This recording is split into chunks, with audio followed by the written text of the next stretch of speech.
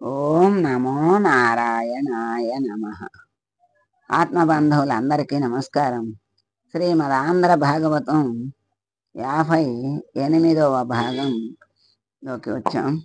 ఆ 58వ భాగంలో మనం క్షీరసాగర మథనంలో ఉన్నాం.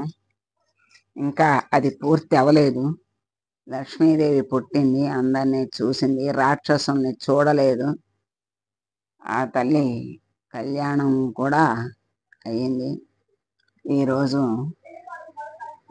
ఈరోజు భాగం తెలుసుకుందాం. లక్ష్మీదేవి చూపు రాక్షసుల మీద మాత్రం పడలేదు. దానివల్ల వాళ్ళకి కీడు ప్రారంభమైంది. లక్ష్మీదేవిని పొంది శ్రీమన్నారాయణుడు తరించాడు. కన్యాదానం చేసి సముద్రుడు తరించాడు. అమ్మవారి అనుగ్రహాన్ని పొంది ఇంద్రుడు తరించాడు. ఇంద్రుడికి రాజ్యం రాబోతోంది. రాక్షసులకు రాజ్యం చేజారిపోబోతోంది. ఐశ్వర్యం పోయే ముందు దెబ్బలాట్లు వస్తాయి. అందుకే ఇంట్లో మాట్లాడుకునేటప్పుడు ఎప్పుడూ పరమ ప్రసన్నంగా మాట్లాడుకోవాలి. అంటే ఇక్కడ ఏం చెప్తున్నారంటే, మాటల్లో కొట్లాటలాగా మాట్లాడుకుంటే దానికి సంకేతం అని చెబుతున్నారు. ఎందుకు? లక్ష్మీదేవి ఐశ్వర్యం పోయే ముందు అలా వస్తుంది అని. అందుకని చాలా జాగ్రత్తగా ప్రశాంతంగా మాట్లాడుకోవాలి అని చెబుతున్నారు. తదనంతరం తర్వాత దేవతలు రాక్షసులు కలిసి పాల సముద్రాన్ని మళ్ళీ చిలకటం ప్రారంభించారు. వాళ్ళకి అమృతం కావాలి. అమృతం కోసమే కదా వాళ్ళు మరి మథనం మొదలెట్టింది. అది కావాల్సింది లభించే వరకు చెయ్యాలి. చేస్తే కానీ అది లభించదు.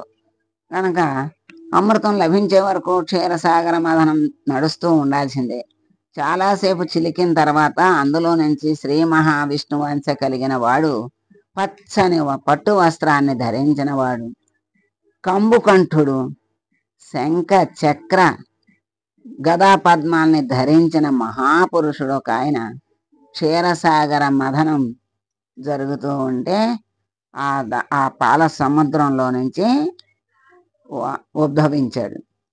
ఆయన్ని ధన్వంతరి అని పిలుస్తారు. ఆయన్ని ధన్వంతరి అంటారు. ఆయన వైద్య శాస్త్రానికి అంతటికీ అధిదేవత ఆ ధన్వంతరి. ఆ ధన్వంతరి అనుగ్రహం కలగటం చేత శరీరంలో ఉండే రోగాన్ని గుర్తించి ఆ రోగం నివారణ కావటానికి కావలసిన మందును వైద్యులు నిర్ణయించి ఔషధాన్ని ఇస్తారు. ఆ ఔషధంలో ధన్వంతరి అనుగ్రహం ప్రకాశించటం చేత మనకు లోపల ఉన్నటువంటి శారీరకమైన రోగం నశిస్తుంది. ఆయన యాగంలో హవిస్సును అనుభవిస్తాడు.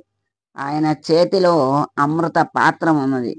ధన్వంతరి స్వరూపం శ్రీ మహావిష్ణువు స్వరూపమే. ఆ ధన్వంతరి ఎవరు అంటే మహావిష్ణువే. ఆయనే సలహా చెప్పాడు, ఆయనే దగ్గరుండి చేయిస్తున్నాడు. మరి ఆ కొండ మునిగిపోతే మళ్ళీ ఆయనే కూర్మావతారాన్ని ధరించి కొండని మోస్తున్నాడు.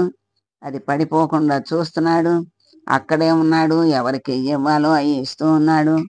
మరి అదే స్వరూపం. ఆ లోపల నుంచి వచ్చిన అమృత కలశాన్ని పట్టుకుని వచ్చిన ధన్వంతరి కూడా మహావిష్ణువు స్వరూపమే. ఇప్పటి వరకు దేవతలు రాక్షసులు క్రమశిక్షణతో చిలుకుతున్నారు. వాళ్ళు దేనికోసం అయితే చిలుకుతున్నారో అటువంటి అమృత పాత్ర వాళ్ళకి ఎదురుగుండా కనపడింది. ఇహ దేవతలతో కలిసి క్షీరసాగర మథనాన్ని మధించారు కాబట్టి అందులో దేవతలకు కూడా భాగం ఇవ్వవలసి ఉంటుందనే విషయాన్ని రాక్షసులు మరిచిపోయారు. రాక్షసులు వాళ్ళ అసలు ముందు దేవతలే ప్రారంభించారు. వీళ్ళు కూడా చేశారు వాళ్ళకు కూడా కావాలని. ఆ విషయాన్నే మర్చిపోయారు. ధన్వంతరి చేతిలో ఉన్న అమృత పాత్రను లాక్కుని ఎవరి మటుకు వాళ్ళు ముందుగా అమృతం తాగేద్దామని ఆ పాత్ర పట్టుకుని సముద్రం ఒడ్డున పరుగులు తీస్తున్నారు.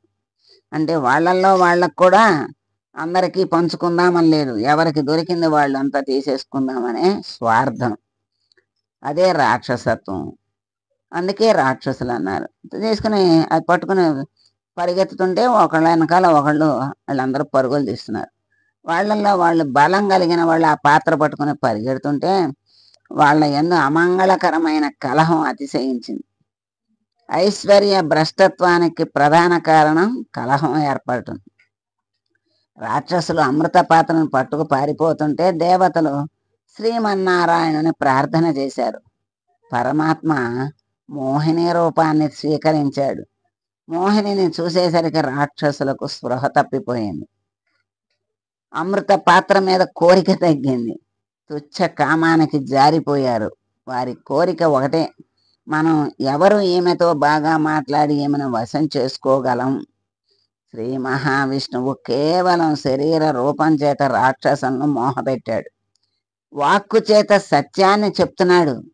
మీరు ఏదో పాత్ర పట్టుకు వచ్చి అందులో ఉన్నదాన్ని పంచమని నన్ను అడుగుతున్నారు, కానీ మిమ్మల్ని చూస్తే నాకు ఒక మాట చెప్పాలని అనిపిస్తోంది. మీకు అర్థమైతే బాగుపడతారు, చెప్తున్నాను వినండి అన్నాడు. తన ధర్మపత్ని యందు అనురాగం ఉండటం ఎప్పుడూ దోషం కాదు, కానీ కనపడిన ప్రతి స్త్రీ యందు అర్థం లేని ఒక భావన పెంచుకోవడం చాలా ప్రమాదకరం. మీరెంతమంది నన్ను ఇలా చూస్తున్నా మీతో మాట్లాడాలని తలంపు కానీ కలిగిందంటే అది మిమ్మల్ని కాల్చే కార్చిచ్చు అవుతుంది. గుర్తుపెట్టుకోండి, నా తప్పేమీ లేదు అని అన్నది. మోహిని మాటలు వాళ్ళ తలకెక్కవు. ఎందుకంటే వాళ్ళు కామానికి బలై వసులై బలహీనమైనటువంటి మనస్సు గలవాళ్ళే మోసపోవటానికి సిద్ధంగా ఉన్నారు, నాశనం అవటానికి. మీరు నన్ను పెద్ద చేసి నా చేతిలో అమృత పాత్ర పెడుతున్నారు. ఎక్కడి నుంచి వచ్చానని కూడా నన్ను అడగలేదు. ఇప్పుడు నేను ఈ పాత్రను పట్టుకుని అంతర్ధానం అయిపోతే మీ బ్రతుకులు ఏమైపోతాయి?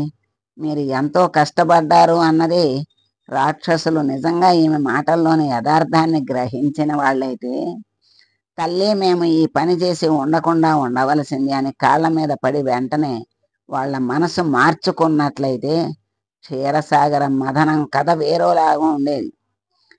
మరి అలా జరగలేదు కదా.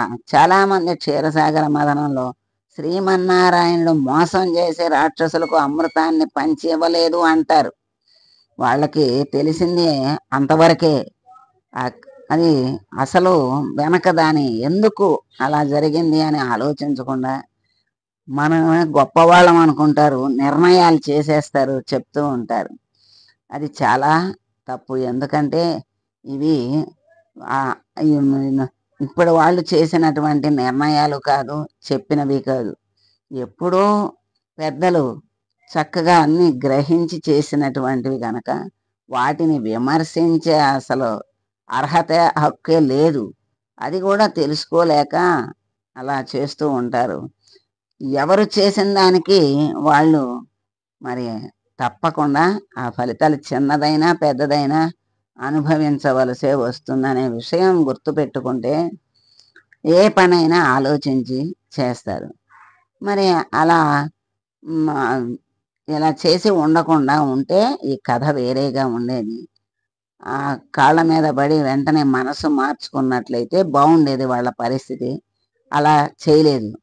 మరి మోసం చేశాడనేదే కనపడుతుంది కానీ వాళ్ళు చేసిన మోసం ఎవరికి అర్థం కాదు. అది నిజం కాదు. అంటే నారాయణుడు మోహిని రూపంలో మోసం చేశాడు అనేది నిజం కాదు. ఆ మోహిని మాటలు విన్న తర్వాత కూడా రాక్షసులు అమృతాన్ని నీవే మాకు పంచాలి అన్నారు. వారి మాటలు విని మోహిని వారి నుంచి అమృత పాత్రను తీసుకుంది. చక్కగా స్నానం చేసి ఆచమనం చేసి రండి, రాక్షసులంతా ఒకవైపు దేవతలంతా ఒకవైపు కూర్చోండి, అమృతాన్ని పోస్తాను అన్నది. అలాగే కూర్చున్నారు. ఆమె దేవతలకు అమృతం పోస్తుంటే ఆమె శరీర పృష్ఠభాగం రాక్షసులకు కనపడుతుంది. వాళ్ళు దానికి తృప్తి పడిపోయేవాళ్ళు. వీళ్ళలో ఎవరికీ అమృతం మీద దృష్టి లేదు. ఆవిడ అంగాంగాల మీదే దృష్టి ఉంది. అదే వారి పతనానికి కారణమైంది. వాళ్ళు అమృతాన్ని పోగొట్టుకుంటున్నారు. తమ మరణాన్ని వాళ్ళే కొని తెచ్చుకుంటున్నారు. రాక్షసులకు ఉన్న కామ బలహీనత చేత మొత్తం జాతిని గెలిచింది. అప్పటికీ ఇప్పటికీ అంతే. కామానికి లొంగిపోయే బలహీనతను పెంచుకుంటున్నది కనుక లోకమంతా కామానికి నశించిపోతుంది. మోహిని దేవతల వైపు మరి పవిత్రంగా కనపడుతోంది, రాక్షసుల వైపు మోహజనకంగా కనపడుతోంది. దీనిని రాహు అనే రాక్షసుడు మోహిని తమను మోసం చేస్తున్నది అని గ్రహించాడు. ఆయన వెళ్ళి దేవతల వైపు కూర్చున్నాడు. కానీ ప్రవృత్తి చేత రాక్షసుడు కదా. ఆవిడ రాహువు దగ్గరకు వచ్చింది. రాహువు సూర్యచంద్రుల పక్కన కూర్చున్నాడు. వాళ్ళిద్దరికీ అమృతం పోస్తున్నప్పుడు వాళ్ళు రాహువును సూచిస్తూ, వాడు రాక్షసుడు, వాడికి అమృతం పోయొద్దు అని సైగ చేశారు. శ్రీమన్నారాయణుడు దీన్ని కనిపెట్టాడు. రాహువు రాక్షసుడైనా మోహనీ రూపంలోని శ్రీ మహావిష్ణువు అమృతం పోశాడు తప్ప పంక్తి నుంచి లేవమని అనలేదు. ఇప్పుడు రాహువు అమృతం త్రాగాడు. అతడు త్రాగిన అమృతం కిందికి దిగిందంటే రాక్షస శరీరం అమృతత్వాన్ని పొందుతుంది. అతనిది రాక్షస ప్రవృత్తి కనుక అలా అమృతత్వాన్ని పొందకూడదు. వెంటనే సుదర్శన చక్రాన్ని ప్రయోగించి కుత్తుక కోసేశాడు. పరమాత్మ ఏకకాలంలో ధర్మాధర్మాల్ని ఆవిష్కరించాడు. అమృతంతో కూడినందువల్ల తల నిర్జీవం కాలేదు, మొండెం మాత్రం కింద పడిపోయింది. పంక్తి అందు కూర్చున్న వాడికి అమృతం పోయడం ధర్మం, పంక్తి భేదం చేయకూడదు కదా. అందుకని ఆ రకంగా ధర్మంగా పోశాడు. మరి రాక్షసుడు బ్రతికి ఉంటే ప్రమాదం, మరి అందరికీ ప్రమాదమే తెస్తాడు, ప్రశాంతంగా ఉండనివ్వడు. కనుక వాడిని చంపటం కూడా ధర్మమే పరమాత్మకి. అందుకని శిరస్సు అమృతం త్రాగిందని బ్రహ్మగారు నవగ్రహాల్లో ఒక గ్రహస్థానాన్ని ఇచ్చి రాహువును అంతరిక్షంలో నిక్షేపించారు. ఆనాడు కనసైగ చేసినందుకు గాను రాహువు సూర్యచంద్రులను ఇప్పటికీ గ్రహణ రూపంలో పట్టుకుంటూ ఉంటాడు. అదే మనకి రాహుగ్రస్త గ్రహణం అంటూ ఉంటారు కదా. అలా తదనంతరం మోహిని వరుసగా దేవతలకు అమృతం పోసి రాక్షసుల వైపు తిరిగి అమృతం అయిపోయినట్లుగా కుండ తిప్పి చూపించింది. అప్పుడు రాక్షసులు దేవతలతో యుద్ధం మొదలెట్టారు. మోహిని స్వరూపం అంతర్ధానం అయిపోయింది. ఈ విధంగా దేవతలు అమృతాన్ని పొందారు. చాలా రోజులు యుద్ధం జరిగింది. అందులో నముచి అని ఒకడు బయలుదేరాడు. వాడు దేవేంద్రునితో బ్రహ్మాండమైన యుద్ధం చేశాడు. దేవేంద్రుడు వాని పరాక్రమాన్ని చూసి ఆశ్చర్యపోయి వీడు ఎలా చనిపోతాడు అని అడిగాడు. వాడు తడిలేని పొడిలేని వస్తువుతో మాత్రమే తాను చనిపోయేలా వరం అడిగాడు.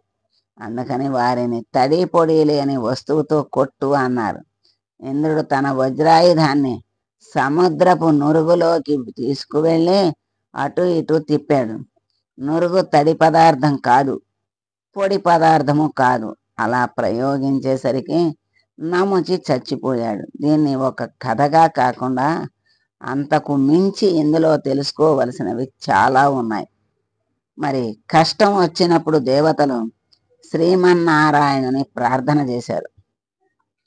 కష్టం వచ్చినా సుఖం వచ్చినా ఈశ్వరుని ప్రార్థన చేయటం అనేది ఈ జాతికి సొత్తు. క్షీరసాగరం అనేది ఒక పాలకొండ, అది మన హృదయంలోనే ఉంది. ఇప్పుడు చెప్పబోయేది ఏమిటి అంటే ఈ క్షీరసాగర మథనం అంటే ఏమిటి, అది ఇప్పటిదాకా మనం ఒక కథగా బాహ్యంగా చెప్పుకున్నాం. ఇప్పుడు ప్రతి దానికి అంతరార్థం మనలో ఎలా ఉంది అనేది తెలుసుకోవడం ప్రధానం. ఇప్పుడు మనకి ఆ అంతరార్థాన్ని మనకి తెలియజేస్తున్నారు. చక్కగా తెలుసుకొని మనసులో నిక్షిప్తం చేసుకోవాలి. ఇప్పుడు కష్టం వచ్చినా సుఖం వచ్చినా భగవంతుణ్ణి ప్రార్థన చేస్తూ ఉంటాం. అయితే క్షీరసాగరము అనేది ఒక పాలకొండ అన్నారు కదా, అది మన హృదయంలోనే ఉన్నది. అంటే మన హృదయమే క్షీరసాగరం, పాలకొండ లాంటిది అని అర్థం. ఇప్పుడు ఈశ్వరుడు ఎక్కడున్నాడు? మన హృదయంలోనే ఉన్నాడు. పాలకొండను విడిచిపెట్టి లోకం చుట్టూ తిరగడం చేత అశాంతిగా బ్రతుకుతున్నాడు జీవుడు. ఏది శాంతిని ఇస్తుందో దాన్ని పట్టుకుంటే శాంతి వస్తుంది. కానీ మనస్సు శాంతిగా ఉండాలి అంటే శాంతికరమైన పదార్థాన్ని పట్టుకోవాలి. కానీ మనసులో ఉన్నది పట్టుకోవడం, బయట తిరగటం వల్ల సాధ్యం అయ్యేది కాదు. ఎందుకంటే మనసు స్థిరమైనది కాదు, మనసులో ఉన్నవి స్థిరమైనవి కాదు, స్వచ్ఛమైనవి కాదు, చంచలమైనవి. అందుకని స్థిరత్వం ఉండదు గనక ప్రశాంతత ఉండదు. అది మరి మనసులో ఉన్న వాటిని పట్టుకోవడం, తిరగటం అనేది జరుగుతుంది. దానివల్ల ప్రశాంతత అనేది సాధ్యం కాదు. బయటికి వెళ్ళటం కాదు, లోపలికి వెళ్ళాలి. మనకెప్పుడు బయటకు వెళ్ళటమే తెలుసు కానీ లోపలికి వెళ్ళటం తెలియదు. అంటే బయట ఉన్నటువంటి లోలత్వంలో పడిపోయి విషయాల వలయంలో చిక్కుకుని ఆ విషయానందం కోసం జీవితం అంతా వ్యర్థం చేసుకుంటూ క్షణిక సుఖం కోసం జీవితం అంతా కూడా వ్యర్థం చేసుకుని మళ్ళీ జనన మరణ చక్రంలో పడి కొట్టుకుపోతూ ఉంటాడు జీవుడు. అది ఎంత బాహ్య దృష్టి, అంత ఎన్ని జన్మలు ఉంటే అన్ని జన్మలు మళ్ళీ ఎత్తుతూనే ఉండాలి. ఎప్పుడైతే అంతర్దృష్టి కలుగుతుందో ఆ అంతర్దృష్టిలో ఉన్నటువంటి పరమాత్మ జ్ఞానం ఎప్పుడు కలుగుతుందో అప్పుడే వాడికి ఊర్ధ్వగతి గమనం ప్రారంభం అవుతుంది. ఆ ప్రారంభంలో పరమాత్మ తన దరికి చేర్చుకునేటువంటి అనుగ్రహం కూడా కలుగుతుంది. అలా వెళ్తూ ఉంటే మెట్లు మెట్లు ఎక్కిస్తూ ఉంటాడు, తన దరికి చేర్చుకుంటాడు. అందుకని లోపలికి వెళ్ళాలి కానీ బయట ఎప్పుడు కూడా మనకి శ్రేష్టం కాదు. తెలుసు కానీ లోపలికి వెళ్ళడం తెలియదు. ఇప్పుడు తెలుసు బయట అంటే ఎలాగండి? బయట తిరగకుండా, బయట విషయాలు లేకుండా అంత లోపల చూస్తూ లోపల నారాయణనే తెలుసుకుంటూ అలా ఉండిపోతే జీవితం ఎలా గడుస్తుంది అని ప్రశ్న వస్తుంది. ఎందుకంటే లోపలికి వెళ్ళటం ఏమిటి? ధ్యానంలో కూర్చుంటే ఎట్లా? మన వ్యవహారం ఉంటుంది కదా, మన జీవితం అంతా కూడా వ్యవహారంతో, కార్యక్రమాలతో, బాధ్యతలతో, కర్తవ్యాలతో నిండి ఉంటుంది కదా అని అనిపిస్తుంది. ఆ అంతర్ముఖమయ్యి పరమాత్మ ఉన్నటువంటి స్థితిని తెలుసుకుని జ్ఞానవంతుడైతే అప్పుడు ఆ జ్ఞానముతో మన యొక్క జీవితాన్ని ఎలా నడుపుకోవాలి, సంసారం సముద్రంలో ఈదుతున్నా ఎలా నడుచుకోవాలి అనేది మనకి ఆ జ్ఞానం ద్వారా బోధపడుతుంది. అలా ఆ విధంగా ఏం చెప్తారు? చివరికి ఎవరిని చూసినా పరమాత్మ భావం, ఏ పని చూసినా పనే పరమాత్మ స్వరూపంగా, ఏ వస్తువు చూసినా దేన్ని చూసినా కూడా మనకి ఆ పరమాత్మే గుర్తు వచ్చేంత జ్ఞానం కలిగితే అది ముక్తిధామాన్ని చేరినట్లే, ఇంకా వేరే ఏమీ అక్కర్లేదు. అదే ముక్తిని కలిగిస్తుంది. కనుక బయటికి వెళ్ళటం కాదు చెయ్యాల్సింది, లోపలికి వెళ్ళాలి. మరి బయటికి వెళ్ళటమే తెలుసు కానీ లోపలికి వెళ్ళటం తెలియదు. లోపలికి వెళ్ళడానికి అసలు ప్రయత్నం చేస్తే తప్పకుండా లోపలికి వెళ్ళగలుగుతాడు. అలా ప్రయత్నం చేయటమే ఇది క్షీరసాగర మథనం అనేది. పాల సముద్రం లోపల ఉంది, మరి పాల సముద్రంలో నారాయణుడు ఉన్నాడు. పాల సముద్రంలో మందర పర్వతాన్ని దింపడం అంటే ధ్యానంలో మన మనస్సును తీసుకువెళ్ళి స్వామి దగ్గర పెట్టటం అని అర్థం. ధ్యానంలో నిష్ట కుదరటానికి చాలా ప్రయత్నం చెయ్యాలి. మరి లేకపోతే మనస్సు మందర పర్వతం ఊగినట్లే ఊగుతూ ఉంటుంది, మునిగిపోతూ ఉంటుంది. కంగారు పడిపోకూడదు, మళ్ళీ దాన్ని వెనక్కి తీసుకురావాలి. స్వామి నా ధ్యానం బాగా కుదిరేటట్లు చూడమని ప్రార్థన చెయ్యాలి. తొట్టుపడినా కూడా మళ్ళీ భగవంతుణ్ణే ప్రార్థించాలి. ఆయన ఆది కూర్మం అయ్యాడు కదా, ఆయనే ఆధారం అయ్యాడు మళ్ళీ ఆ మందర పర్వతం నిలవటానికి. అలాగే ధ్యానంలో చెదిరిన నీ మనస్సును కుదర్చటానికి కూడా స్వామి ఏదో రూపంలో సహాయం చేస్తాడు. ఇదే మందర పర్వతాన్ని దింపి క్షీరసాగర మథనం చేయటం అంటే. అలా ధ్యానం చేయగా ముందు ప్రశాంతత కలుగుతుంది. అలా మరి ఎప్పుడూ మనకి సంఘర్షణ జరుగుతూనే ఉంటుంది. సంఘర్షణ అంటే మంచికి చెడుకు మనస్సులో మనకి జరుగుతూనే ఉంటుంది. అదే మంచి దేవతలు, చెడు రాక్షసులు. అది ఏది గెలిస్తే అది పైన, వాళ్ళు పైన ఉంటారు. ఎప్పుడూ మంచే పైన ఉండేటట్లుగా ఆ సంస్కారం కలిగి ఆ సంఘర్షణ జరిగినప్పుడు చక్కని సంస్కృతి, నీతి, జాతి, ధర్మము, మన ధర్మం ఏమిటి అనేది గుర్తులో పెట్టుకొని నిస్వార్థంగా ఆలోచిస్తే ధర్మమే జయిస్తుంది. అటువంటి ధర్మం జయించాలి. అప్పుడే ప్రశాంతత లభిస్తుంది. ఈ విధంగా ఈ ఈ భాగంలో మనం చక్కగా క్షీరసాగర మథనాన్ని పరిపూర్ణంగా తెలుసుకున్నాం. తర్వాత ఈ ఈ మథనం అనేది మనలో ఏ రూపంలో జరుగుతుంది, ఎలా అనేది కూడా మనకి చక్కగా తెలియజేశారు. నారాయణుడు మనకి అనుగ్రహించి ఇంత చక్కని జ్ఞానాన్ని మనకు అందించినందుకు భగవంతునికి నమస్కారాలు చేసుకుంటూ స్వస్తి చెబుదాం. సర్వే జనా సుఖినో భవంతు.